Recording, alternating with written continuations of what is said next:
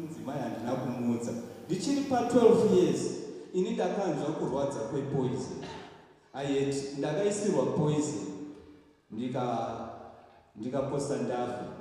Kurwadza kwepoison ndinokuziva, asi ndinotenda Mwari kuti ndiri pamberi penyu nhasi poison yakatadza kundiuraya.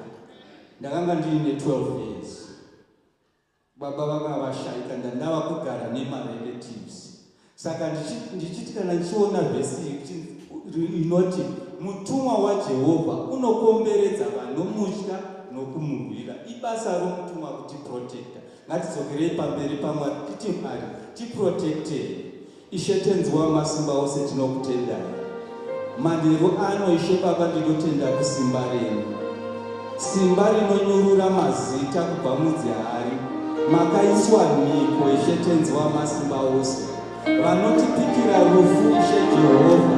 Tinokunda nomuzita renyu Ishe mambo wangu. Njodzi dzemumugwagwa Ishe tenzi wamasimba ose, tinokunda nomuzita renyu Ishe mambo wangu. Vanorwara Ishe Baba nekenza Ishe Jehovha, ibasa renyu Ishe Baba rokunyurura Ishe Jehovha, rokutitsvaga muti wako Ishe tenzi wamasimba ose. Vanoponewa Ishe tenzi wamasimba ose, kungava kuzvikoro kungava kupi Ishe Jehovha, ibasa renyu Ishe tenzi wamasimba ose. Mutumwa wenyu Ishe tenzi wamasimba ose, autiprotecte Ishe Jehovha. Tauya pamberi penyu Ishe Jesu, tareurura zvipi Ishe tenzi wamasimba ose. Tinotenda Ishe Jehovha matiregerera, nokuti Ishe Baba nomushoko wenyu Ishe Jehovha tiri vakuru nokukurisa Ishe Jehovha. Tinokunda Ishe Jehovha, nemi Ishe Jehovha, tinovaima hoko Ishe Jehovha, nemi Ishe Jehovha, tinokunda hoko Ishe tenzi wamasimba ose. Mandekwanyano Ishe Baba, tisati taimwa nzeve vatinzvimbo Ishe Jehovha, tisina kuonekwa neziso vationekwa Ishe Baba. Manheru ano Ishe Baba, tinokutenda Ishe Jehovha,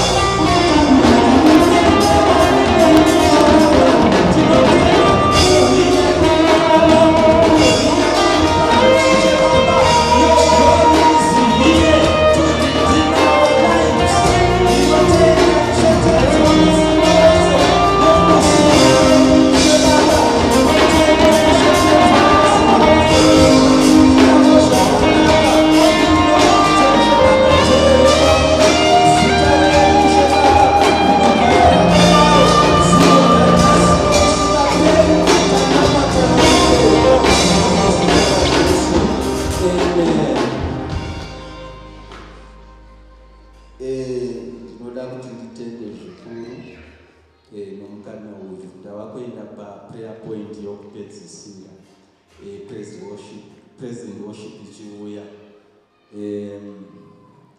Kunonzi nerimwe zuva Peter achiri kutaura shoko raMwari, kwai mweya mutsvene wakaburukira pamusoro pevanhu vakanga vakateerera. Tinoda kuti tinamate titi Mwari pashoko ranhasi ngarindinyururemo, instead okuti kumanifeste madhimoni ngakumanifeste mweya mutsvene. Taneta nokumanifesta kwemadhimoni. Nhasi toda kuti muranda waMwari kana varanda vaMwari kana vava kutaura shoko ravo, mweya mutsvene ungowira pamusoro pavo. Ndiwo unodzidzisa, ndiwo unozarura nzira, ndiwo unoprotecta. Endei pamberi paMwari titi Mwari tibatsirei neshoko renyu. Tinotenda Ishe tenzi wamasimba ose. Mukudenga Ishe Baba mune chigaro chenyu chitsvene Ishe Baba. Hakuna rimwe zita Ishe Baba ringadaidziwa kudenga. Hakuna rimwe zita Ishe Baba ringadaidziwa kudenga. Tine simba Ishe tenzi wamasimba ose. Munoti mweya mutsvene kana wauya pamusoro penyu, tichapiwa simba, tigovava tapupu Ishe Baba, kupinda ivo Ishe Baba, tipere Ishe mambo wangu muponesi wangu. Tinote Ishe Baba, taura Ishe Jehovha, nyasha dzenyu Ishe Baba dziburukire pamusoro penyu. Tidzei Ishe Baba kuti taura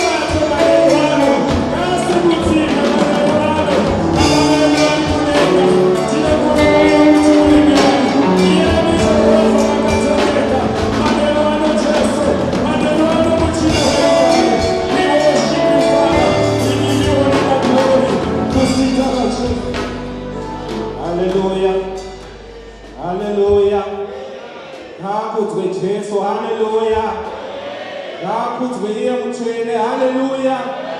Hakuna akafanana naye. Haleluya. Tinotenda. Haleluya. Tinoti dai tangogarira pano. Haleluya.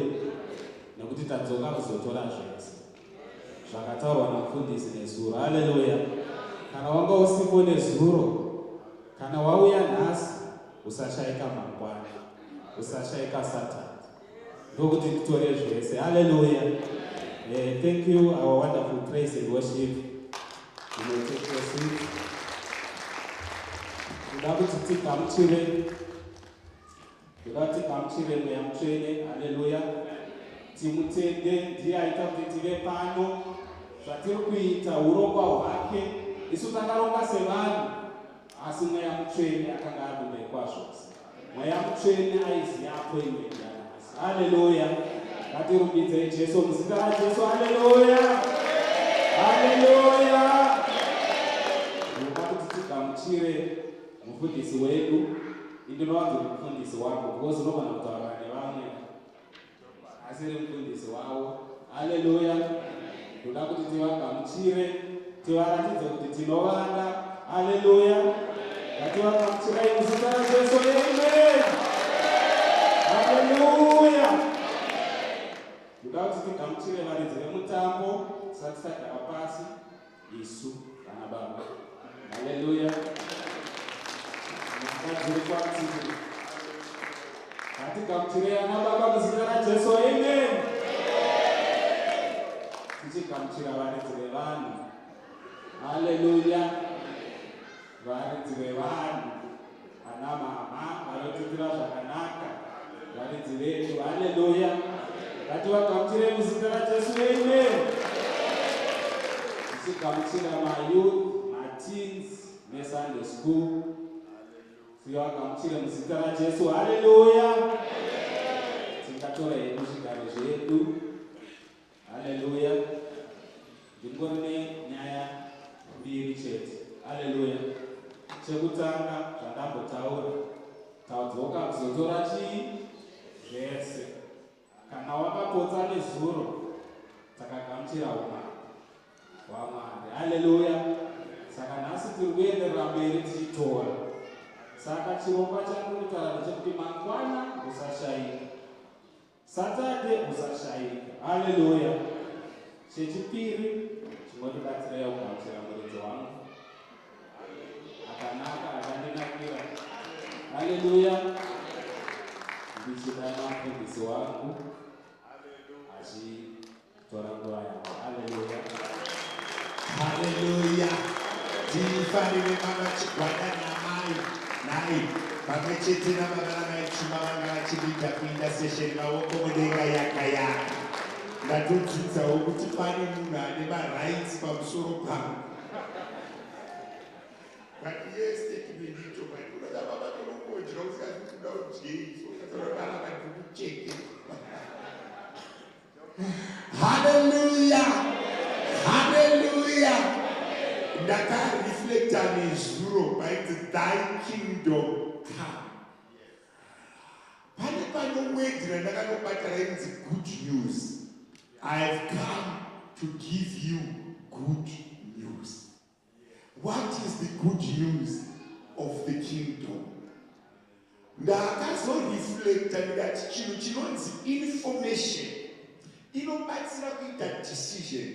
Decision yaunoita inodependa neinformation yauinayo zuva iroro. Kureva kuti every decision that you make, it depends neinformation yauinayo. Vamwe vanhu vatiri kuti vakaita mamistake havana kuita mistake, vakaita zvaienderana neinformation yavanga vainayo panguva iyoyo. Kureva kuti munhu asina information anogona kutokanganisika, kwete nokuti pane chaakanganisa, haana information.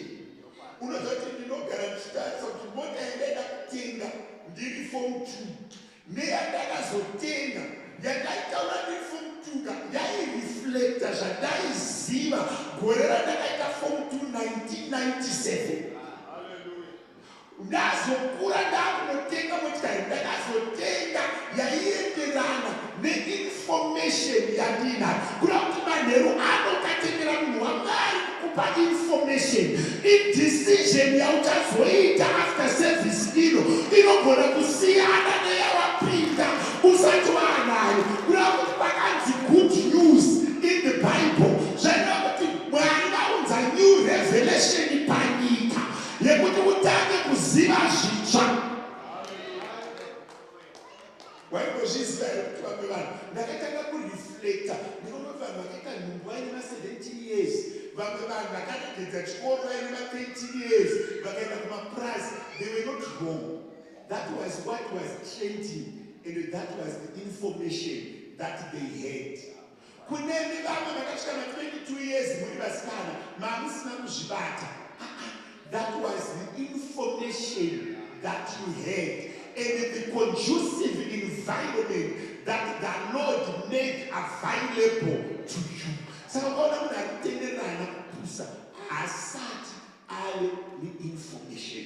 Ndosaka tichizonzi pakati penyu ndichakupai vafudzi vari pamwoyo pangu kuti vazarure chizaruro chakazonyorwa paBhabhironi zvikanzi regerai kuti tichavoora taakuIsraeri, roorai muvake magadheni nedzimba muri paBhabhironi, for I know the plans that I have for you. Kuda kuti kuna munhu anofanira kutopfekwa nemweya waMwari okupa information wobva waigamuchira wotakuita madecisions ari nani, because ukashaya information pamwe pacho unoitiswa nevanhu.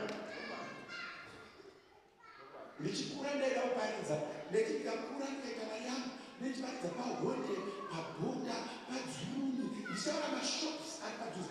Handina kubvira ndakamborota kuti kune joni and handaigona kuitaura because yakanga isipo, ndakanga ndisina information. Saka patiri kuuya kuchechi ngatirege kuona madhirezi evanhu, ngatirege kuona mahairstyle evanhu, ngatirege kuona kuti asipo ndiani, because that information does not change your decision. You need information yemunhu wawawinga. Tese tauya pano tabika baba namai miremhuka ndozvatakanyora paposta tikati kubva nhasi kusvika kubva nezuro kusvika Sunday baba namai vane vachishumira. Iwe uchazonzwa iye wabva naye kumba but handiwe wawinga dai vakutaurira namuri kumba. Pamwe pacho information inoda kuziva kuti unoitora papi. Haizi yese iri important. Pachikoro munhu ari important nditicha chete, pachipatara munhu ari important ndidokta chete, ndiye anonyora prescription. Even ukabatwa rafu nemanesi kana ukasimudzwa ukadziviswa but ukanyorerwa right prescription unonopora because wawawinga ndianonyora prescription. Vanhu vazhinji tiri kurasika manheru ano patatosvika pano ndochakafambira. Zvimwe zvese izvi ndatimusiyani nazvo tingoti ndinofarira kana ndakarivhirwa chakandakaratidzwa naMwari. Hakuna munhu anosimudzwa naMwari asina chaanacho. Denga harinepi munhu unoziva kuti pane padzazvozvoro kubhora vanotambisa nesi akarepana akaiswa mabhandeji ewaiti akaiswa pamwe pacho anotombobuda unobaiwa injection repain odzoka pabhenji paine mumwe munhu asina kukuvara harwari achitoda patvari kuti iwewe haugoni. Saka pacho pari kusimudzwa vanhu naMwari patiri kuti overseer. Nzwisisa kuti munhu anonzi overseer ane mapastors 30 mufudzi vevafudzi. Chii chambozomuendesa ikoko? Denga hariite mistake. Ndosaka kuona vanhu vari kurova neshango. Unobva munhu achiri kuda president Madawa amoni Madawa iwewe hausati vakugona kana kukwaziswa nemunhu wonoti munhu wapresident panobranazi vakaguti havana kota kosvoti munhu ari kutaura nezva mutekwatekwa kuti akasvika tese pano tinobva kusunguruka achigara. Denga hariite mistake. Hakuna anosimudzwa asina chainacho. Denga kana raakusimudza vanhu haritarisi huro, haritarisi tsoka, haritarisi tsafu, rinotarisa anointing. Saka pari kusimudzwa vanhu tikasangana nevakazodzwa ngativape kunzvimbo yavo. Pari kumira overseer. He is not a pastor, he is an overseer. nyika haineki, hakuna munhu anosimudzwa asina chainacho. Ndakangomuda itaura hanzi vamwe vanosimudzwa nekuti anogona politics. Itakaile kusimudzwa chii chausina kuti uite politics acho? Vharaka vanosimudzwa. Hakuna anosimudzwa asina chainacho, uye hakuna munhu anogona kusvika 50-60 years asina chainacho. Madhara anokuona ese aya achemberai akatotiza edzi yakauya ikavasiya, gwirikwiti rikauya rikavasiya, even vainayo but vapenyu.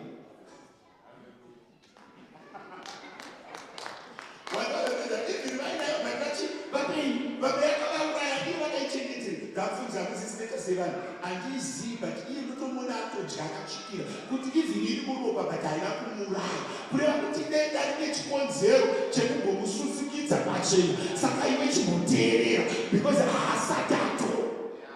Hakuna munhu anosimudzwa naMwari asina chainacho. Can I repeat this? Hakuna munhu anosimudzwa naMwari asina chainacho. Saka vakati vatakuti overseer hatisi kuita zvemabhuku, tiri kutaura zvevanhu vekuti denda rakati hongu, vanhu vakati hongu, kwakusimudzwa. But ndinoziva weakness yake. Iwewe wakadii kusimudzwa? Unoziva chihwani chandakadzidza mazuva ano. I respect every anointing. I respect. Ndikatomboona munhu akasimudzwa naMwari, ini kana ndisina kuchiona but denda rakadii rakachiona. Hakuna munhu anosimudzwa naMwari pasina chikonzero. Atori something. Manheru anoda kuti atauya kuno. Manheru ndofuna ndakaona information yakawanda. I saw a lot of information. Ndakataka kunzwisisa kuti sei mahedheni achiita mari kudarika maKristu, because nyika iyi denda ratakataurirwa nezuro iri rakambopiwa Satani. Vakareva izvizvi takazarurirwa nezuro kureva iyoyo kuti nyika yatiri kuona iyi yakambopiwa Satani. That's why tizonoti vamwe vanhu vanoita zvidzeki vanoita sevangobudirira asi havasi kubudirira. Satani ane vanhu ane dzimwe nyasha dzaakambowana akatika nadzo padenda rimwe raanorarama. Nezuro ndakawana information, rungodzokororasha. Ngatiwane information titange kuita madecisions anoenderana nemuranda waMwari. Ndiri kungodzokorora kuti munhu anonzi overseer is above a pastor. Kureva kuti anointing iri pamusoro pavo yakadarika yamwe kuweri maringe neofisi. Ini ndiri mufundisi, ava ndiri office. Saka tiri kuona Dr. Ina wedu wekuZimbabwe. Because Dr. Ina vakauya, ivi ukati murungu hamunzwi zvaanotaura, ini ndogara pasi. Munzvimbo dzemweya mumaspiritual corridors mune order uye mune hierarchy. Hatina kufanana, iwe neni hatina kufanana.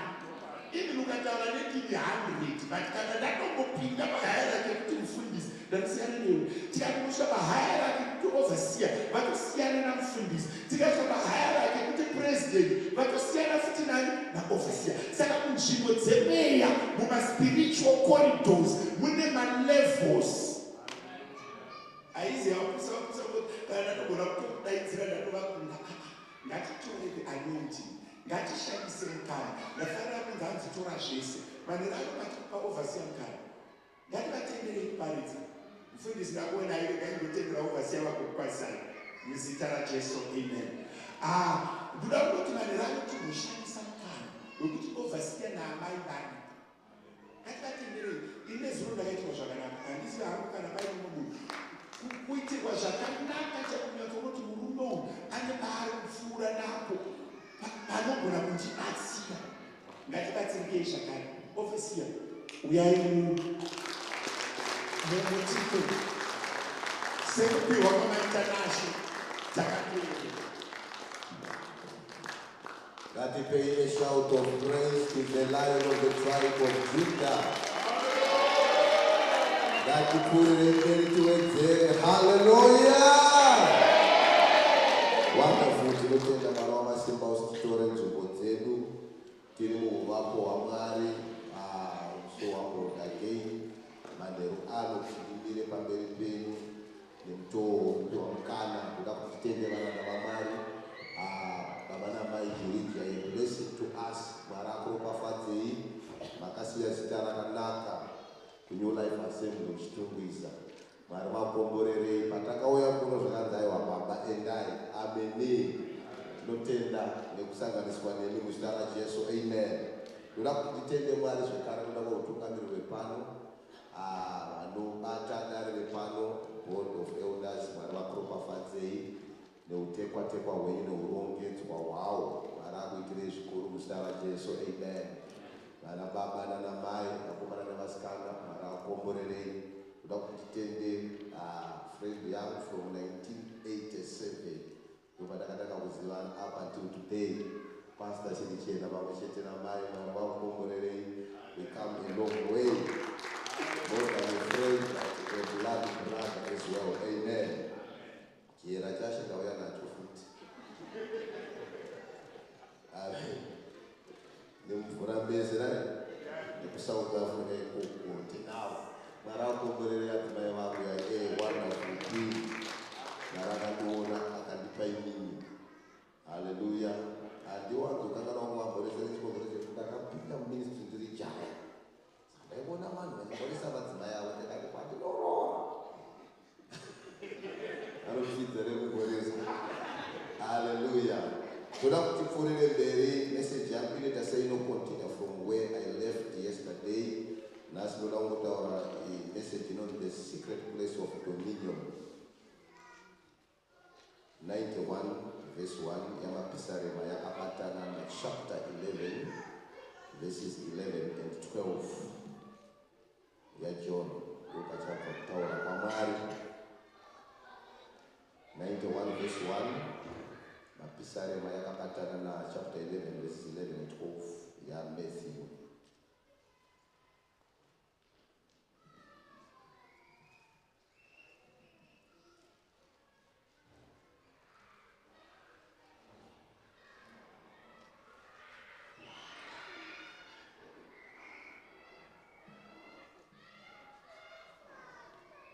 Uyo anogara panzvimbo yokuvanda yokumusoro-soro achazorora mumumvuri wawamasimba ose. He who dwells in the secret place of the Most High shall abide under the shadow of the Almighty.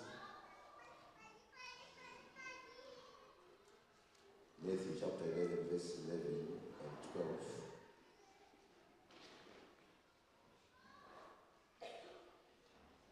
Ndinokuudzai chokwadi kuti pavanhu vose vakaberekwa navakadzi hapana mukuru kuna Johani Mubhabhatidzi, asi muduku muushe hwokudenga mukuru kwaari. Kubva pamazuva aJohani Mubhabhatidzi kusvikira zvino umambo hwokudenga hwanga huchipfuurira mberi nechisimba, uye varume vechisimba vanohutora. Assuredly, I say to you, among those born of women, there has not risen one greater than John the Baptist.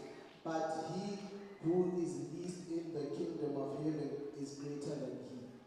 Let me pray. Father, I decrease as you increase. All glory belongs to you. Thank you, Father, for the calling that you have put upon my life, the assignment that you have given me, the covenant that I have with you, Lord of God, with all the encounters that I have been having with you, Lord of God, since I have known you. I am an earthen vessel. I'm weak. I cannot speak. Grant me the grace to interpret the word of God as I ought to. Sanctify these minutes, Lord, and bless them. I give you glory. Thank you for the appointment. In the mighty name of Jesus. Amen. The secret place of dominion. Amen. Patakataura nezuro takataura pamusoro peumambo tichiburitsa pachena umambo hwakaipa kuwira kwawo pasi. Ameni. Nekudominata kweumambo hwaMwari huri matiri. Ameni. Saka ndodata sendinokupfuurira kuti chinotipa kuramba tiri munzvimbo yeauthority nepower over our enemy chi. Hallelujah. Reganite sendinodzoka zvekare paya pandakaburitsa the three heavens nokuti pane panoda kulenda kuti ndipinde munyaya yekugara in the secret place of the Most High. Takabata Genesis chapter 1 verse 2. Mukaitarisa zvakanaka inokuridza the three heavens, the three dimensions dzatakataura nezuro. Because inoti nyika yakanga isina kugadzirwa iri mvura yakadzika. Ndizoka inyika yakanga isina kuda sei kugadzirwa iri mvura yakadzika. Yobva yati pamusoro penyika iyoyo paiva nerima. Uda kuone picture yerima rakafukidza mvura yakadzika.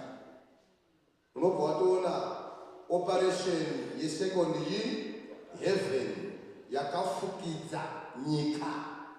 Hallelujah. Then wobva wazoona kuti pamusoro perima iroro paiva namweya mutsvene. The third heavens kuno-operate mweya mutsvene achida sei achibva. Mababa zvakanaka. Rekaendera mberi chiburitsa pachena. Ukaenda kuna Isaiah chapter 60 verse 1 neverse 2. Verse 1 inoti arise and shine, for your light is come. Chienda pa verse 2 inoti kunyangwe nyika yose ichafukidzwa nerima kana kuti yakafukidzwa nerima. Light shall arise upon you. Nyika yose yakafukidzwa nei? Na kana takuinterpreta shoko ra Mwari, mvura yamakungwa kana kuti mvura yakawanda iri kutaurwa kuna Genesis chapter 1 verse 2. Ukanobatanidza na zvakazarurwa 17 verse 15, John achiona chizaruko anonzi mvura zhinji yawaona inomirira marudzi enyika. Kaibatanidza nechapter 18 kubva pavhesi 1 yazvakazarurwa, John anoona chikara chiri kubuda mugungwa. Gungwa riri kumirira manations vanhu.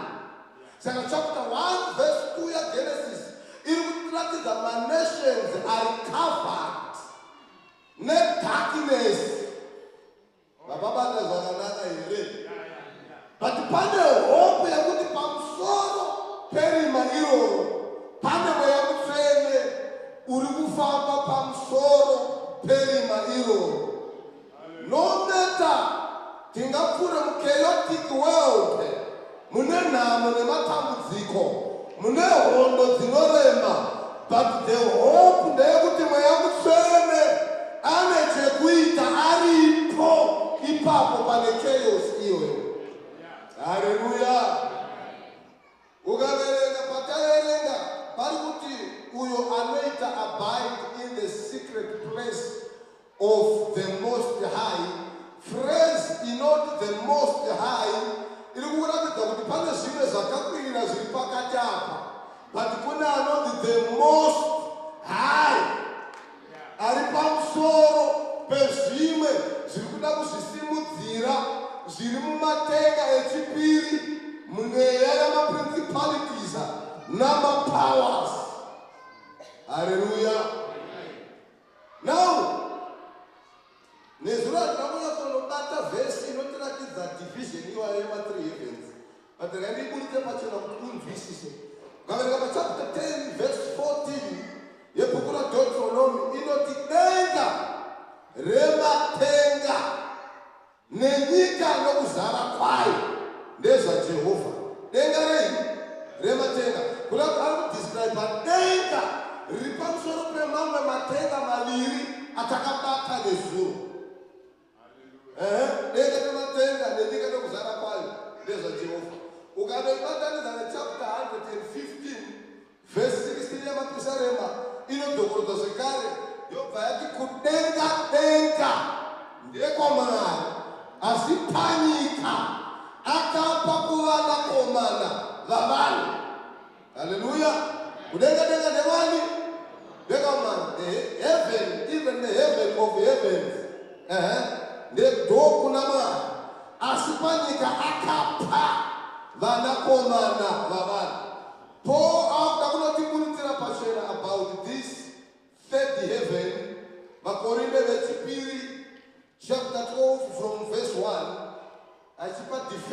about this apostolic grace. Anoti kana takuya kune zvakaratidzwa nezvakazarurwa.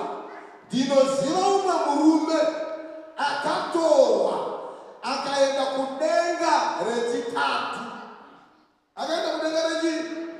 Asvika ikoko akanopiwa mysteries nezvimwe zvaakatsindidzwa kuti usataure. Saka ukaona munhu aita access yekupinda mudenga rechitatu, apinda kunyika ine vision, apinda kunyika ine mysteries, apinda kunyika ine destiny, zvawakarongerwa naMwari nyika isati yavapwa. Kana wakonectwa ne3rd heaven, wapinda kunyika kwezvakazarurwa nezvakavanzika zvaMwari, wapinda in the secret place of the Most High. Ndokwatinoti chakarongwa naMwari, hakuna mweya wechipo unogona kuramba zvakataurwa naMwari. Ndokunyika kunoburutswa makii akapiwa Dhavhidha pachapter 3 verse 7 ne8 zvakazarurwa. Zvinoti tarinai vakereke paPhiladelphia, ndakupa kikii dzaDhavhidha kuti paunozarura hapana anovhara, paunovhara hapana anogona kupavhura. Kana ndakonekta ne3rd heaven, no weapon forged against my life shall prosper. Nekuti ndabata nyika yeauthority nepower. The secret place. Hallelujah. Now we pano inoratidza kuti dambudziko ratinaro nderekuti tine dual birth. Takaberekwa nomukadzi ndokuti tazoberekwa pamweya. Ndizoka saka ndo panozouya battleground yedu nekuti tiri panyika panoda kuziva kugona kurwa nemuvengi. Hallelujah. Because hatisati taenda kudenga, tichine nature iyi inonzi takaberekwa nomukadzi. Job 14 verse 1 inoti munhu akaberekwa nomukadzi une mazuva mashoma azere nenhamo nekutambudzika. As long as you are carrying the flesh and the blood, uri munyika ine kuedzwa, uri munyika ine nhamo nematambudziko. At any dimension and any level, tinosangana namatambudziko, tinosangana nekurwadziswa, nekuti takatakura human nature. Munhu akaberekwa nomukadzi une mazuva mashoma azere nenhamo nekutambudzika. Hallelujah. Job mungechete yeye pachapter 15 verse 14 unotondwa achipemba nenhau yekuberekwa nomukadzi. Verse inoti iyo ko akaberekwa nomukadzi angava chiiko kuti agone kururama, angava chiiko kuti agone kuva mutsvene. Anoidzokorodza statement iyoyo pachapter 25 verse 4 yaJob zvekare. Munhu akaberekwa nomukadzi angava chii kuti anga akarurama, angava chii kuti anga akachena. Ari kuona tragedy yokuberekwa nei nomukadzi. Ndoyo unonzwa Dhavhidha ari mambo akazara nemapisarema, akazara nenhetembo dzokurumbidza Mwari, akazara nedeeper revelation kusvika palevel yokuti minamano yaDhavhidhi inotowanda kudarika yaJesu inorekodwa. Kusvika pamwe pacho akasvika palevel yekuti akanga akutokota mazwi acharohwa naJesu pamuchinjikwa aya yokuti Mwari wangu mandisiyirei. Mapisarema 22 verse 1.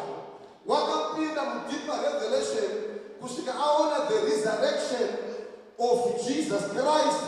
Pachapter 16 verse 10 yamapisarema anoti amutendere muzodziwa wenyu kuona murume ane deeper revelation, but unozomuona nekufamba kwenguva, nekuti as long as you are in this flesh unosangana nematemptation. Mumwe musakatembutwa zvokuti mapisarema akavhepa, anangodzwa nungo dzekuenda kuhondo, ndokubva asara. Paakasara ndokubva aonawo vamwe amai vobva vaimuteya. Hatichaziva nokuti chaita kuti vagezere panooneka, hatichizive kuti chii. Ndiri kunzwika zvakanaka here? Mambo ndokubva atanga kunowaya-waya. Human nature ndobva yatanga kuvashenza. Vari pamusoro pavakamira vakatarisa mukadzi akanaka kuti vati Jehovha ndiye mufudzi wangu. Vakaona vachafudzwa naJehovha, vaakufudzwa nemabasa enyama.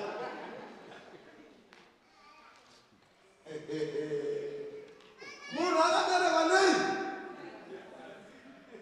Temptation ndemunhu upi wese. Ukangopinda muflesh and blood, you are going to be tempted. Makorinde vekutanga chapter 15 verse 50 inoti nyama neropa azvigare nhaka yeushe hwaMwari.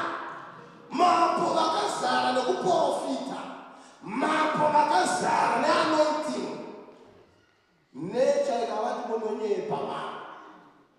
Vakabvuna kutsvaga kuti vataure mevhesi Jehovah is my light, vakaona vari kudzimbirwa. Inonzi humanity ndoyaunonzwa vaakutopupura vazodonha vaakutendeuka. Pachapter 51 verse 5 yamapisarema vanoti ndakaberekerwa mubereko yazvivi, nokuti nhamo indauya kuti takaberekwa mubereko yezvivi. Haleluya. Regai tipana nehope nesimba nekuda kwokuti Jesu akauya kuzodhila nenyaya iyi. Jesu akaita sei? Akauya kuzogadzirisa ndau iyoyi. Haleluya. Saka uchaona kuti pakaverenga pakutanga kuadhiresa nyaya yemunhu akaberekwa nemukadzi. Kana manzwa zvakanaka chapter 11 verse 11 yebhuku raMatheyu yati kune vose vakaberekwa nomukadzi hakuna kumbomuka akafanana naJohani Mubhabhatidzi. But terera secret yevhesi yako nopera. But inoti asi uyo muduku in the kingdom of heaven is greater than John. Abazo. Kune vose vakaberekwa nomukadzi hakuna angaidzaniswe kana kuti mukuru kuna Johani Mubhabhatidzi. Asi kune uyo akaberekwa patsva kana kuti uyo muduku mukingdom yaMwari, iyeye mukuru kuna Johani. Pabva patosiyaniswa vanhu ipapa. Kune shasha dziri kuti dzakaberekwa navakadzi asi hadzina kuzoberekwa pamweya. Johani ariyo wokupedzisira because he is the last person kana the last prophet pamaprofita esechi Old Testament. Johani haana kupinda muNew Testament nekuti akafa Jesu asati aroverwa. Testament haingava nesimba kana uyo akaiita asati afa. Saka Johani wakafa Jesu asati aroverwa. Saka Johani haana kuberekwa patsva, nekuti kuberekwa patsva kune chekuita nekufa nekumuka kwa Jesu. Vana vabato zvatataurira azvibata. Saka Johani ndiye kuti mudiki mukuru kuna naMozisi neOld Testament, vana David, vana Elijah mukuru, asi mudiki kune vanhu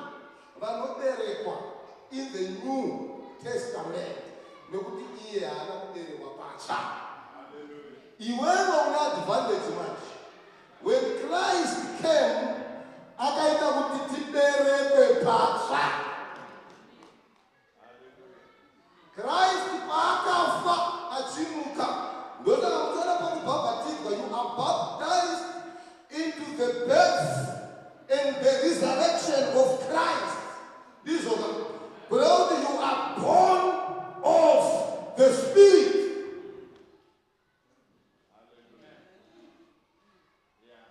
Saka tinopa kuti ugare mudominion, kuziva kuti ndakaberekwa patsva.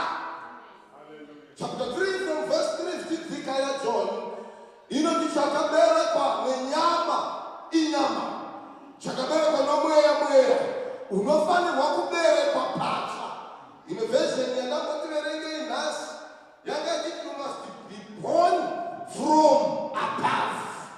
Kuroti the moment yaunoitwa born again, your spirit life is taken far above my second heavens, far above my principalities.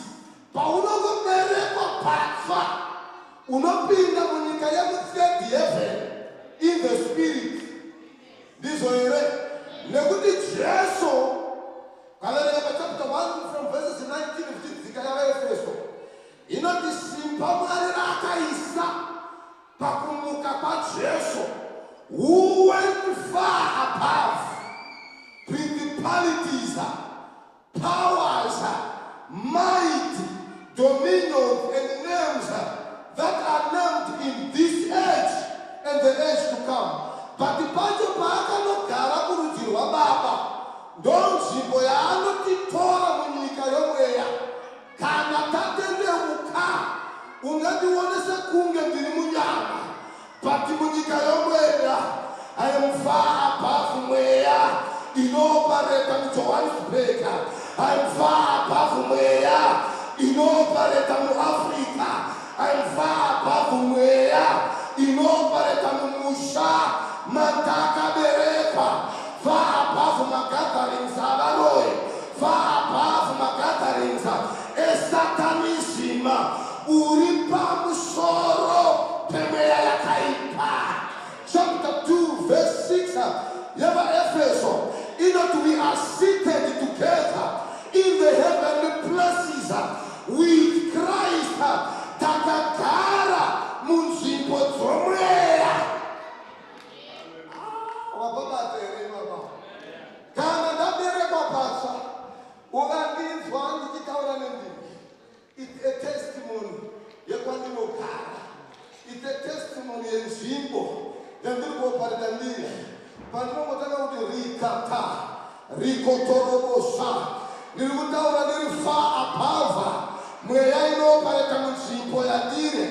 Usatarisire pasi kunamata nomweya. Uri kudownloada from the third heaven, uko mweya yakaipa inorasika, mweya yakaipa hainzwisise. Uri munzvimbo inoti the secret place of the Most High. Pamwoya unomochinamata nomweya. The enemy cannot understand you. The enemy cannot trace your ways. The enemy is confused. Today I'm going to declare. Hallelujah. So ndatoberekwa patsva, mitupo inogona kunetsa iya inoziva ropa remwana nyeremuka, inoziva ropa remwana mukanya. But kana ndatanga kutaura nezvemweya, ndakunyika kwaisinganzwisise.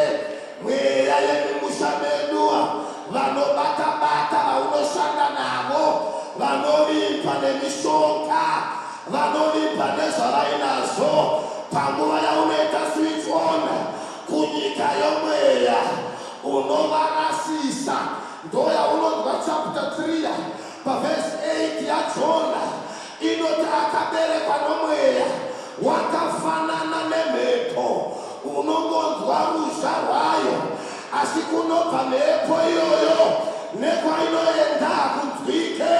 Pano ndinodeclare vakaberekwa nomweya, mhepo isingabatike, mhepo ngavazvione. Uri munoyi kana ndaberekwa nomweya navamhepo naakopareta far above nyika iya yakakonfyuza murume anonzi iye Nimrod. Zivaika kuti Nimrod dhimoni rakanyatoopareta paari ndiye Lucifer pachake, nekuti mastatements aNimrod ukada unoafananidza nezvikuitika pana Isaiah 14 watakati batei nezuro kumavhesi 11 ne12, ane strong I will character inenge yaiitwa zvekare naNebukadhinezar. Anoti ndichatora chigaro changu ndichisimudzire Mwari vachienda nekugwa, ini ndichienda nekugwa. Exactly ndo mweya uri pana murume anonzi Nimrod pana Genesis chapter 11. Anoti iye toda kuti tivake chinoenda kuna Mwari, misheni yekuzvipararirai nenyika akarwa nayo, kureva kuti chiri kuopareta muna Nimrod idhimoni rinonzi Lucifer, asi rinodhiniwa naro sei? Mwari ndokubva audza matongues. Mwari ndobva audza chii? Audza ndimi. Uyo ari kutaura chizungu, uyo ari kutaura chikosa, uyo ari kutaura chinyembani, uyo ari kutaura chishona, havachanzwana. Ameni. Nimrod ndokubva akonfyuzika. No wisdom iripo patinotaura nenima. When we switch on into the heavenly language of the Most High, usaterere kunamata nomweya. Inyika yatinopinda tichikonzeresa confusion. Zino the Tower of Babel. Zino the Tower of Confusion. Takuda kuconfuse every gathering inomuka against your life. Takuda kuconfuse mazwi esa akataurwa parima anorwa nelife yako, because kana wakunamata nomweya uri kunamata uri kunyika yawine authority over mweya yana Nimrod. Vanozvikudza vana Nimrod vemumusha menyu vanozvikudza, ndangariro dzavo ngadziwire pasi. Vana Nimrod vemudaini maunogara vanozvikudza, vanorwa nepromotion yako, vanorwa neprogress yako, tinodeclare confusion. Kuti ndisimbise point iyo tindimi dzinoconfuse muvengi, tunoenda kuchapter 5 yebhuku raDaniel. Zvinonzi Mwari vauda kudhila neauthority inonzi Belshazzar. Vakanyora ndimi vavangoti mene tekele ufasini, vachibva munzvimbo inonzi the Most High, musecret place. N'anga dzaivapo dziri spiritual, hadzakona kuinterpreta matanza. Magicians aivapo ari spiritual, but havana kugona kuinterpreta matanza. Vanoverenga nyeredzi maastrologers aivapo, asi havana kugona kuinterpreta matanza. Varume tiri mudimension isingabatwe navaroya, tiri mudimension isingabatwe nemapowers enyika ino, kusvikira murume anowanzofellowshipa achiinterakta nenzvimbo iyoyo anonzi Daniel akatakura dominion, auya akanobata zvirevo zviri kumasecret place kwatakatenda takamuchira kuna Jesu.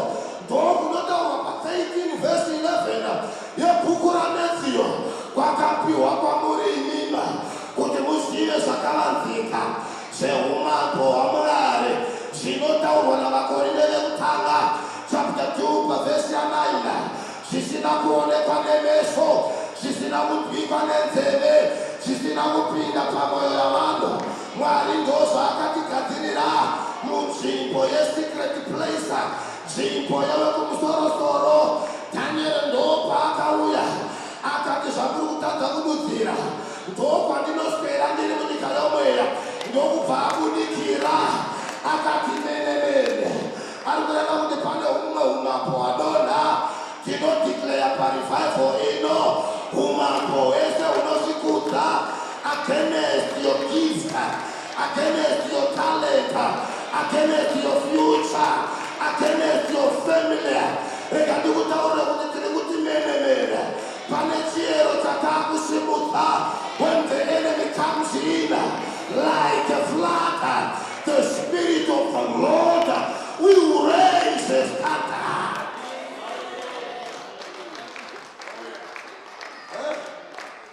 Hallelujah.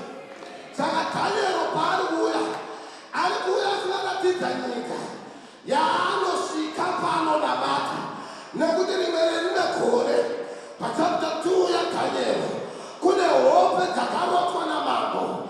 N'anga dzikatadza kududzira kana kudziona hope idzodzo. Vamwe vakatadza kududzira kana vakatadza kudziona. Ndokubva kwanotsvagwa Daniel. Unomudzwa pachapter 2 pavhesi ya28 yaDaniel kuti asi kudenga kuna Mwari anozivisa zvakavanzika. Kana wakaberekwa nomweya uri munyika yekuziva madipa secrets pamusoro pezvirukurwa nevana vako, Mwari ngavakufumurire kunyika yehope. Matare akakarwa pamusoro pemereji yako, Mwari ngavakufumurire kunyika yomweya.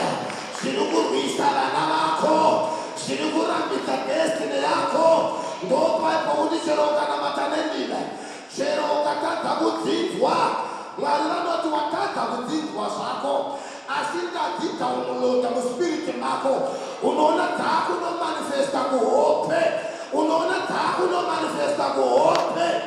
Why? Vakorinde vekutanga chapter 14 pavhesi ya2 inoti kana uchinamata nendime uri kunamata zvakavanzika pakati pako naMwari. Saka nguva yaunotora uchinamata nematanza, kune dzimwe hope dzakaataka life yako mupasta dzisina kungobvira dzakafumuka. Pati panguva yaunenge uchibva unulota, unozongere kana wasvika pane imwe nzvimbo yaunonooneswa zvakaitika mumusha, wotaura kuti hondo zvakataurwa Eresha pavanasikana vedzidza rino ndinorivhesa nezita raJesu. Wotanga kudeclare the power of the blood, wotanga kudeclare mapromises emagwaro. The secret place of dominion. Uri kuiona here? Kana tisari pamusoro pePentecostalism tichitaura nezvendimi, hatiri kutaura pamusoro pefanaticism.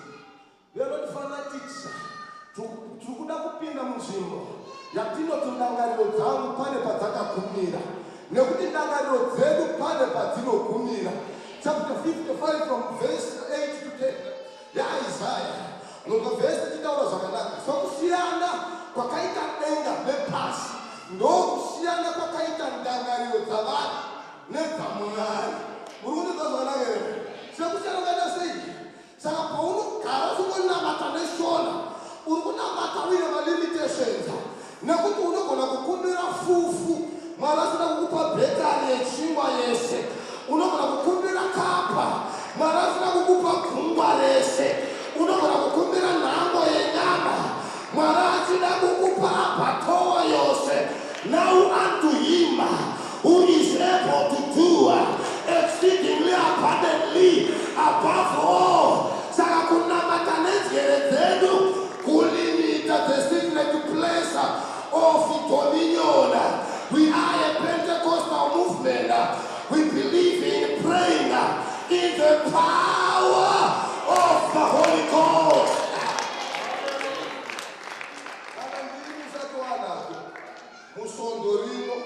Let us make an appointment with the Holy Ghost. This shifted in upon a dimension. Mwari ngakupinze munyika yomweya. Ndimi dzinotsika yekuti dzimwe nguva wakarara so, pamwe pacho pawaivhumuka unotaura nendimi wakakodzira dzichirwa nezvinoda kukuvhumutsa. Because when the enemy comes in like a flood, he raises the standard against the enemy. Zara nesimpa ramweya mutsene ugare munzvimbo yedominion.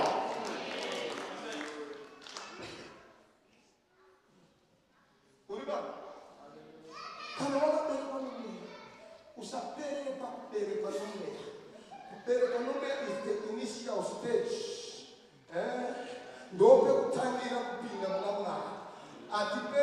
kuberekwa nomweya, wapedza kuberekwa nomweya, seek Holy Ghost baptism.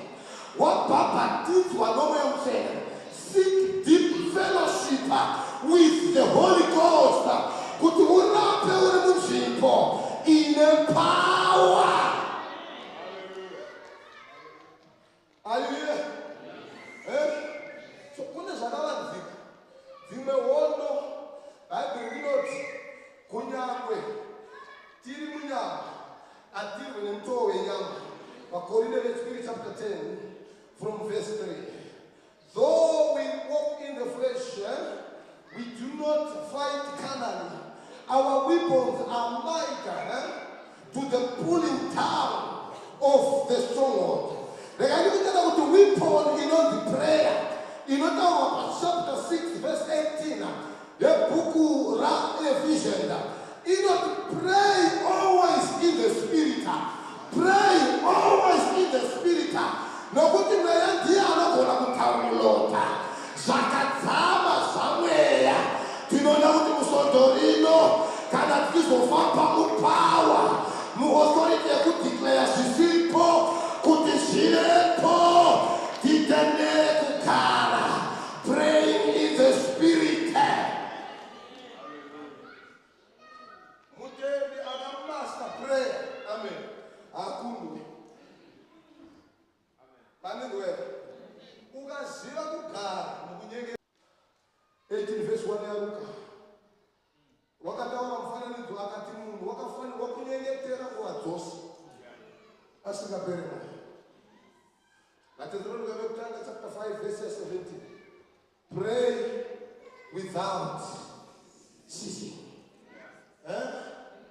Mutendi dzidzira kuti uchidhiraivha mota uri wega paya, nokuti ukangozozvita una vamwe vadiwa vanotokukondema vakakuchanza rakatarava shakatarava mikotoro. Usafunge kuti uri kuvesta time, uri kugadzira ground remunhu wemweya kuti asaprese munhu wenyama uyo akaberekwa nomukadzi, kuti asaprese the flesh.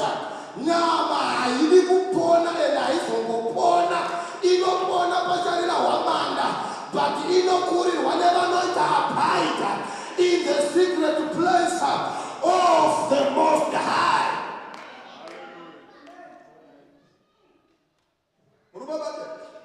What there are 3 dimensions that we one of. Number 1, we fight our own flesh. You can't be strong spiritually uchiterera nyama yako. Inorwadziwa panguva dzekutsanya. Maprayer inodama 5 minutes prayer.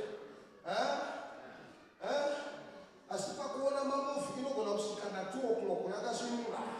Pakuscrolla chingodzika neFacebook kusvika mabundles apera chingoscrolla inyama. Ukataka kuti gatina matenda tanga kudhoza kudaiswa. Haidi zvemweya. But iwewe wako wakatoprofitwa nepaunopinda panonzi paprayer center. Kuroti tinotenda simpara kunyengetera. Muimbi wekedu akataura akati nyengetera uone simpara kunamata rinopisa zvinorema. Prayer. Taura kuti ndokuramba mufundisi prayer. Ita prayer. Amen. Kuna zvinhu zvinoenda beyond philosophy, logic, kugona kwako kwese. Pane zvinhu zvinoenda beyond that. Moses, you are learned with all the knowledge of Egypt. Chapter 7 verse 22 ya Exodus right now. Ane philosophy in Egypt. And remember, Egypt is the earliest civilization. Kutanga kwekunyora zvana hieroglyphics, we are talking of Egypt. Ndokuendeswa ari Moses namai. Kutanga kutanga wana the wisdom of Egypt. But vapedza kumupa wisdom Egypt, vakati you need an encounter nesimba rinobva from the most high place. Chapter 3 yebhuku raExodus ari pakati pekufudza makwai. Denga ndobva raburuka pachikwenzi. Uyu munhu akafunda anoziva kuti moto ukasangana neupi nekuti akafunda unopena. But because wapinda munyika isingane ndangariro dzavanhu, the of the Most High. Ndo paakashamisika akati ini ndakafunda ndinokuziva kuti moto ukasangana nekudhukira kweiri nyoro pangatobuda udzasi pane kubvira kunoitika but akaona zvisina kunonobatana. Nyika yandiri kudeclare yesecret place inyika iri supernatural, iri beyond the logic, iri beyond the human philosophy, iri beyond the human wisdom.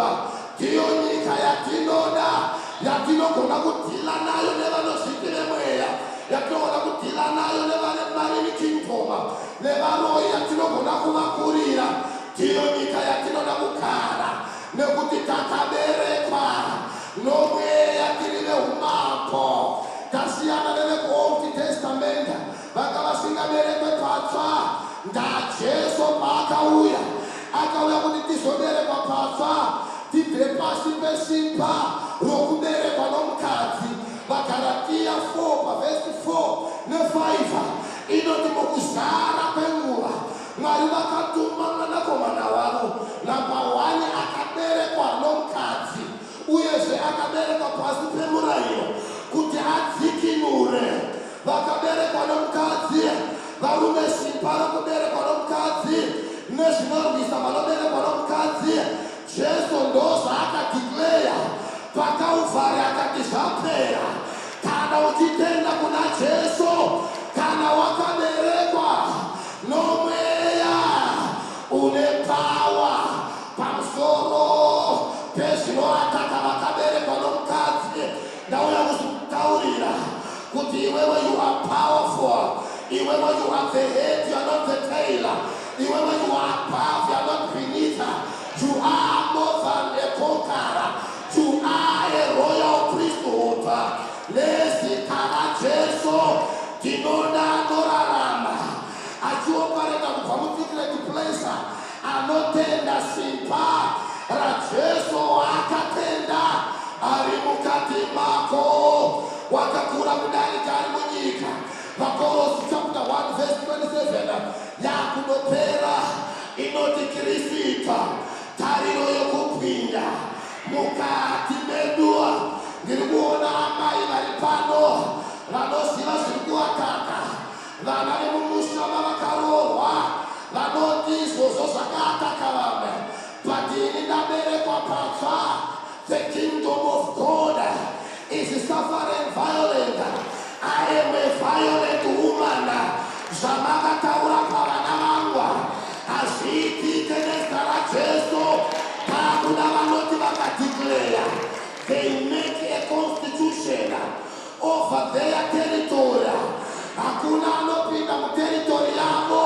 Chapter 8 verse 4 yamuparidza inoti shoko ramambo rine simba.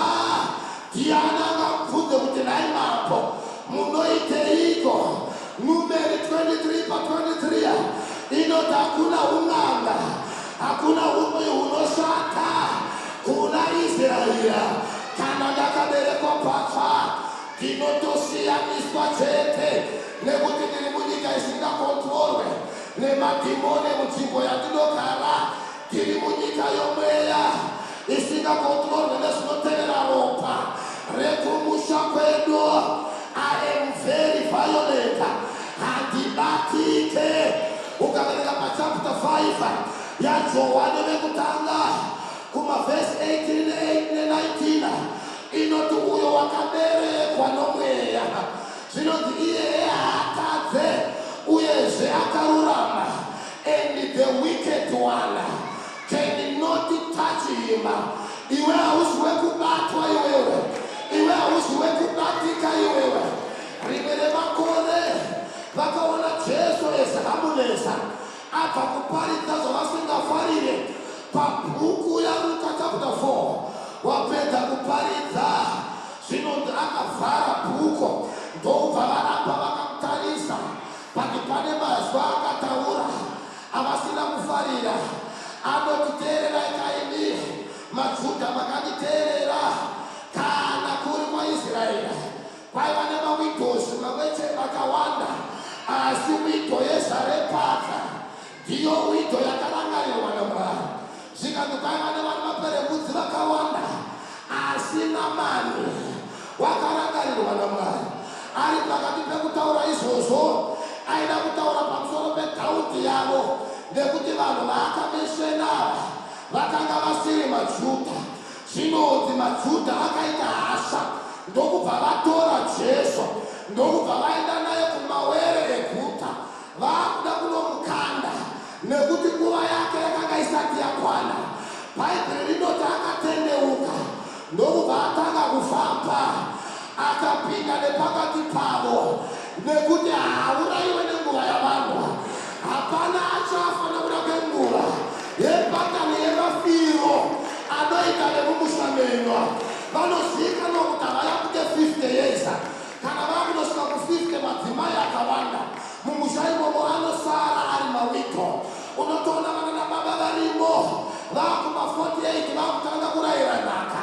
Vanobhiliva kuti hapana kwatinoenda, but kana waberekwa nomweya unotaura 118 verse 17 yamapisarema, I will not tire but live to declare the works of the Lord. Jesu wakaramba kukandwa kumawere. Pano ndakamira ndiri pano kune vakatemerwa madheka vari kuti gore rino takamaka pakalenda anodonha netsaona chete, but rega ndikutaurire wakaberekwa nomweya iwewe. Vachakuona kuti padheki rawakamaka vachiti ndo paunofa, ndo padheki patinotaura mabreakthrough. Tina Mwari anoshandura kutuka kuti kuve kuropafadzwa. Isaiah 61 pavhesi ya7 inoti pawaifunga kuti uchanyadziswa, Jehovha vachaisa tapoona. Ndinodeclare umwe munhu ari pano ane zvaari kunzwa zvichitaurika, uri kurota gomba rerufu, but ndinodeclare kuti uchafushira gomba iroro. Vakachera gomba iroro ndivo vauchanika nezita raJesu, nekuti wakamasta the secret place yekugara mumweya. Iwewe rapa kuburuka kunyika yenyama, gara urimo mumweya. Ndinoburuka nemetalika, ukazvitarisira pasi waburuka kumaataka, ukafunga tifita waburuka kumaataka. Vhesi inoti munhu sezvaanofunga ndozvaari. Change your mindset. Lodhera mascriptures, lodhera mapromises. Uri Mwari zvaanoti uri, chakataurwa naMwari pamusoro poupenyu hwako ndicho chinoitika. Mashoko evanhu ngawire pasi, mashoko evanhu ngawire pasi.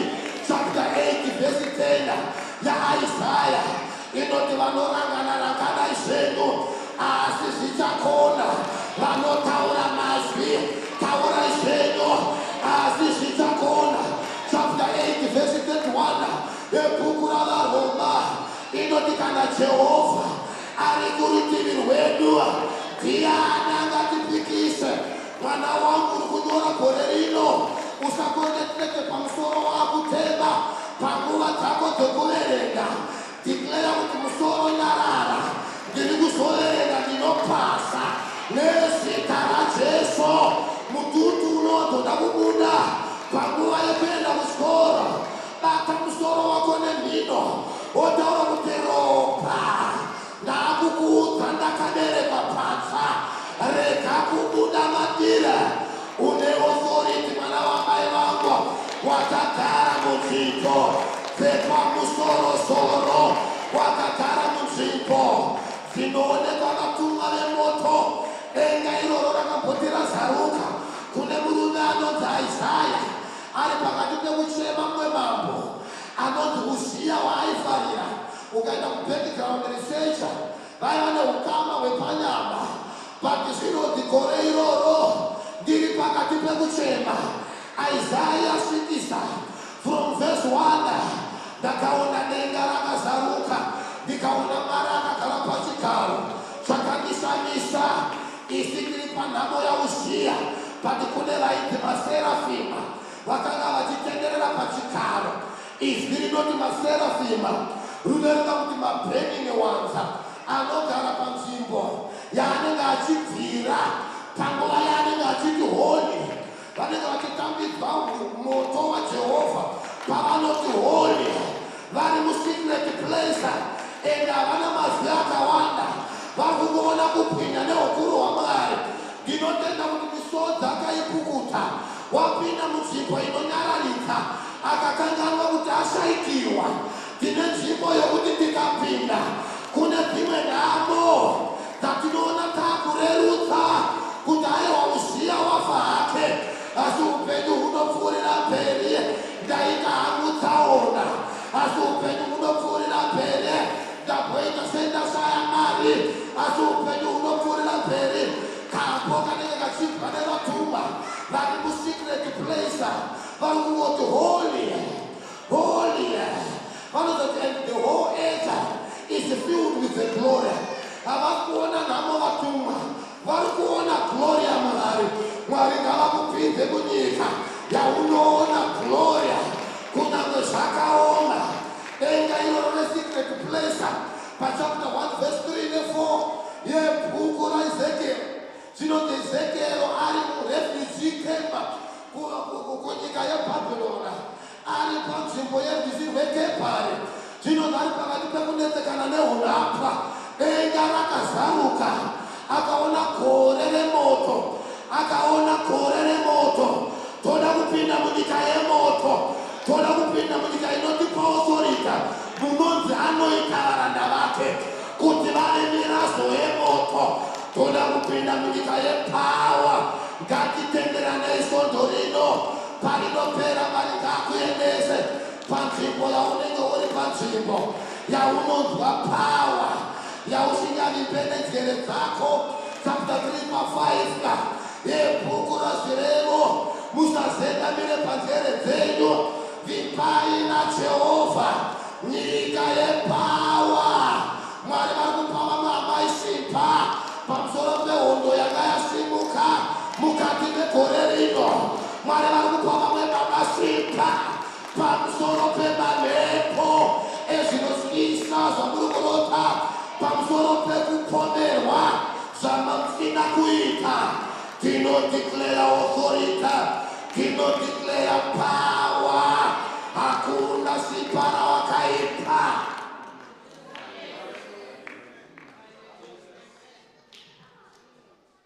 Hallelujah. We want to pray for an appointment.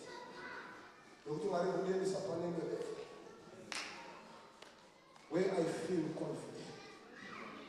But you know it, no matter what you're going through. Magwaro awiri pasa. Ule masa kutaka 10 verse 34 na John. Chungu ngara bita ina ngari. Ini magwaro ya hatsemo yakatawa. Kana zatawa wala mara zakuti. Basa bakubele kupeke for church. Stand firm in the power of the scriptures. Wakakana kansimbi. You just want to make a prayer. Kuna prayer to activate prayer life. Prayer life is not a kundi. It's a spirit, not a way of life. No, no, you know what is the when the mind is programmed in the way, when the mind is above social media, you are not controlled. You are not addicted to social media. Only discipline. Unataka kuona type ya upedhavu chini. Unataka kuona dominion. Unaona your past.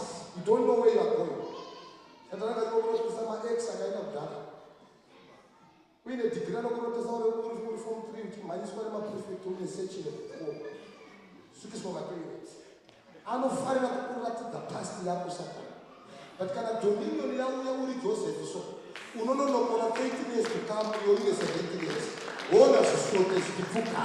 Wakuziva kuti kunyangwe ndikapinda mugomba ndichabuda ndine zvandakarota. Kana dominion yauya, chizoro chauya, kana David azotwa, shumba ikauya kuzati haindiurayi nekuti handisati ndaita mambo, ndinosvika pandakaudzwa. Unotaka kuona future yako. Hope hadziti rasise type yehope inoona kuratidza level yedominion yako pakati.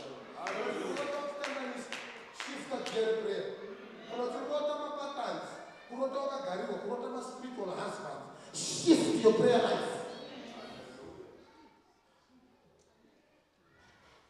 Uve nedominion. Wopedzinokuudza kuti dominion level yako iripa. Unorota unomukaka sei wako. Wako ari spirit of life. But ukashifta prayer life. Spirit of prayer. Chapter 12, verse 10 yaZakaria. Ndichadura mweya wenyasha nokunyengetera paimba yaDhavhidha. Nyasha dzokunamata. Nyasha dzokugara mupresence yaMwari. Simba baba kuti nakati. Baba tinokutenda mukati meshoko renyu. Shoko renyu harishayiwi simba. Simba mazuva kutange kunamata 5 minutes dzeprayer. Korabashikata. Terababoshanda. Help us to abide in the secret place. Shakarabakosi Bahaya. Lift up your spirit, man. Sing the voice over there. Kurikata. When God will confirm it, Lord. Zinofana kufumuka, zofana kwenda kupachena kuhope dzako. Zvinofana kufumura zvinhu zvakabata progress yako nepromotion yako. Zvakabata next level yako. Shakarabashikotorobosanda. Simba voice barikosaya.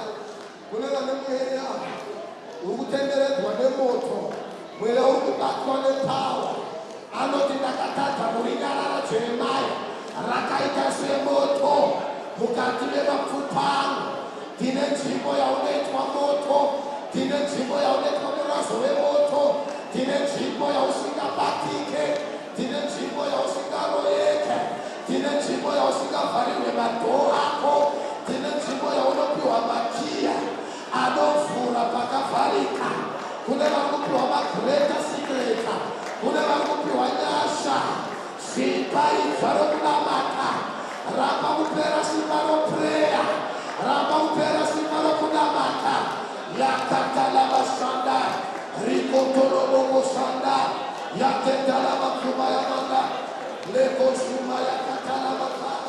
Leko shuma yakatala bakaya. Yama rikotolobo shanda. The place of eternity. The place of eternal power. The place of everlasting decrees. You shall decree a word and it shall be established. Chauchataura chinoitika. Uri munzvimbo yaurifamba. Mweya iyoyo yaurikurota inonedzere pasi. Hondo dzaunosangana nadzo dzinonedzere pasi.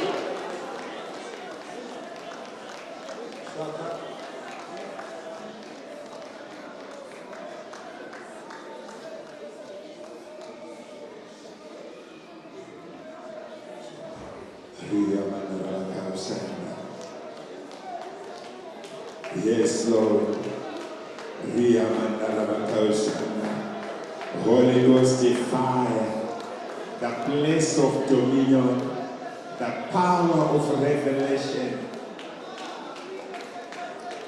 Yes, Lord.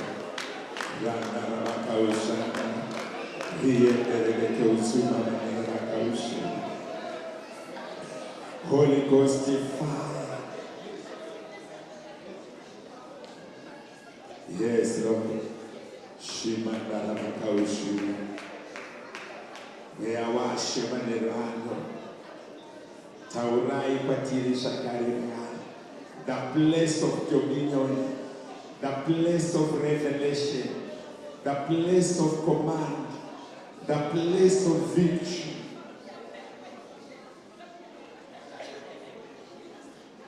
Aramandara Makaushi.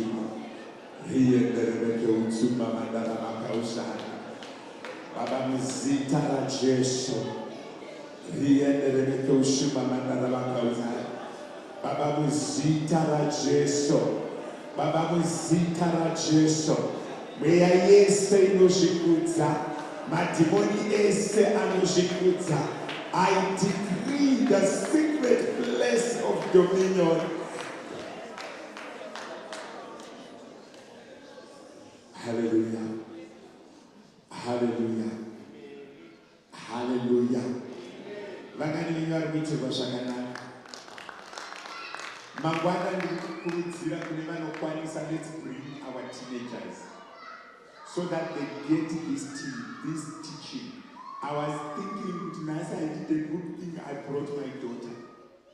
They need to understand the secret of power more than internet, more than social media, more than bullying, more than teachers, more than scientific understanding. If they miss it around 17, 18, 19, 14, and they master a wrong concept, it's very difficult to come back. Amen and amen. I was realizing that they get lost around 16, 14, 15, right up to 19. Beer, smoking. They went and researched to Manaka smoker before 21. It's very difficult to smoke again. They can still drink, but they'll never smoke. But 9 out of 10, tinozovati ngavaite zvimwe zvinhu zvese tavasiya pasecret source of power. And the sexual orientation yemwana inogainwa again 12 to 19. Once you lose it there, you won't recover easily. But grace is always sufficient. But that stage, 12 to 19, that's when they develop their sexual orientation. I need itamukadzi kana kuwa lesbian step my choices are neflavor yawo inotorwa 12 to 19. If they misinterpret it then to recover, inotaurana nababa zvekufundisa. Kune mumwe munhu kuti even ukamudzidzisa say a woman is a woman, do not say anything to them. Children, women make kids, they listen, they submit. That's it. That orientation was drilled in them. To de-learn it is difficult. Nobody the master of fornication. Akadzidziswa ari ipapo, even mukadzi akapfeka hembe inosvika kuchitsitino iyanongomona akashama. Zvine zviri munhu ndopakadzidziswa orientation. So ngatiuyei navo, because if people not the overseer is doing more of teaching, we need this information to be within us so that we can use it. Kune vanhu vakawanda vekuti inozviti do you know ndaiti kuna ngaona kunashi waona Lamborghini that where do I sit? Tikati nice cars, it's all about you. It's about me and my wife. It's a two-seater for me and my wife. And when you can take a two-seater, where do I sit? It's not about you, Dad. It's just about me and my wife. And I'm talking to a 9-year-old and a 4-year-old who is already starting to orient their desires.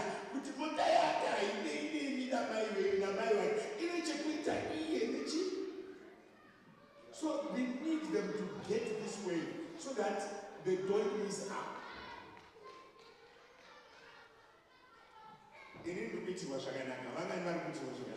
Mangwana overseer, vana vedu vanenge vasikaendi kuchikoro musi weSatani.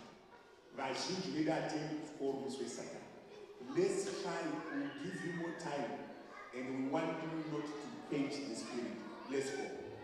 Mangwana let's go. Saturday, let's go. Pamuda kunamatira vanhu, pamuda kuita deliverance, pamuda kuregedzera church, handi. Vangani venyu vanotenderana nemi. Handi ngatitendere chechi iyi igamuchire mwachechi. Handi. But vabereki I repeat again, let's bring our teenagers. And kune peri vainina few years from 50. Once you reach 50, 55, you cease to live. They live for you. And if they don't make it, no matter how much you make it, dzimba dzenyu dzichatengeswa very cheap. Hakuna imba inotengeka zviri nyore than kutengeswa nemwana asingazive value yayo anouma. So let's bring them that they get this orientation. Chinhu chakandigonera baba vangu namai hakusi kundiendesa kuchikoro, yanga iri nyaya yekundiendesa kuchechi. That changed my life when they introduced me to church. Even if I mistake in anything, but it's far much better than this thing as even COH church. Let's bring our teenagers tomorrow. Section now, that's it. Bishop, overseer, teach Mashagana. Nyasha, Tripam, so pay, that's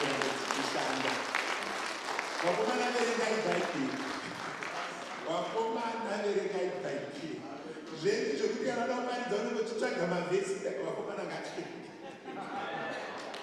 vakati vadzidzawo dzakadzidza vakomana ngativerengei tine revelation yatisi kutaura apa rekuti haumazivi mavhesi ngativerengei bhaibheri.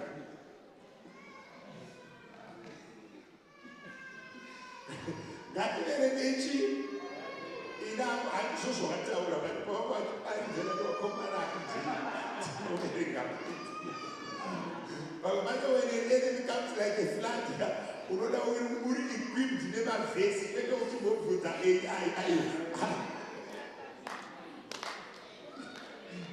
chinhu wani chandadzidza ovasiya tofanira kuverenga poetry vakane vanotenderana nini kuti vakomana handina kutsvanga kutaura ndinoti vakomana tiverenge chii kana zvikadaro zvinotibatsira mwari verugare vachikudzwa. Regai ndikumbire vanouya nekufarira ndichitendera vafundisi kubuda mufundisi shiri chena munongotiteera tonokwanisana tiri kumba mwari verugare vachitiitira zvakanaka tichiuya nekufarira tichitendera vanhu vamwari kubuda vanoita transport nevanozoorganiza zvose tigodaro. Profesa Nyamadza, over to you. Movha mazotaura nyasha nekuona kuti munhu wese aenda kumba zvakanaka.